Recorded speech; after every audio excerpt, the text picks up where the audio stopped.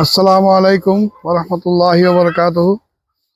Shahbazpur Al Falah জল কল্যাণ পরিষদ আয়োজিত টিউবওয়েল সাবমার্সিবল বসানিকে কেন্দ্র করে আজকের সবার সম্মানিত অতিথিবৃন্দ ও আলফালা, বিশেষ করে আলফালা সভাপতি জনাব কাজী আব্দুর রাকিব, উপদেষ্টা মণ্ডলীর সদস্য মুফতি শামসুল আলম সহ সেক্রেটারি জনাব দেলোয়ার হোসেন সহ সকল সদস্যকে আমি ধন্যবাদ জানাই।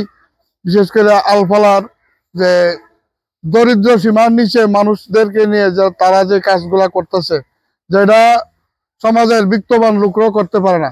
বিশেষ করে আলফালার যুব সংগঠন আজকে 2017 থেকে 2025 পর্যন্ত তাদের কার্যক্রম এত এরকম ভাবে করতেছে যে আমরা এলাকাবাসী, বিশেষ করে আমরা এলাকাবাসী আমরা গর্বিত যে আলফালা সংগঠন যেভাবে সমাজের দরিদ্র মানুষদেরকে নিয়ে কাজ করতেছে।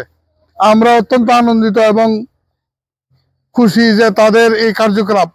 আমি আগামী সামনে রমজান মাস আসতেছে, বিশেষ করে আলফালা যুব সংঘের যারা সদস্য আছে তারা এবং প্রবাসে যারা আছেন আমাদের এই সংগঠনের হিতাকাঙ্ক্ষী, তাদেরকে অনুরোধ করব, সামনে রমজান মাস আসতেছে, আপনারা যে ইফতার সামগ্রীগুলা বিতরণ করেন আরো ব্যাপক হারে যেন এই সংগঠনটি বিতরণ করতে পারে, আমি আপনাদের সবাইকে অনুরোধ করব, বিশেষ করে আলফালা যুব সংগঠনের মাধ্যমে।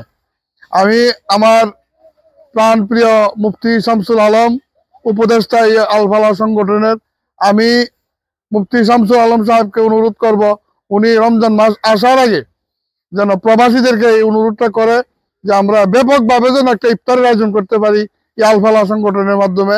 বিশেষ করে মুফতি শামসুল আলম যদি এই বার্তাটা প্রবাসীদের কাছে পৌঁছায় এবং কাজী আব্দুর রাকিব প্রবাসী আছে, সেও যদি একটু চেষ্টা করে, তা আমরা এই আলফালা সংগঠনের মাধ্যমে অনেক হত দরিদ্র গরিব মানুষদেরকে ইফতার বিতরণ করতে পারবো।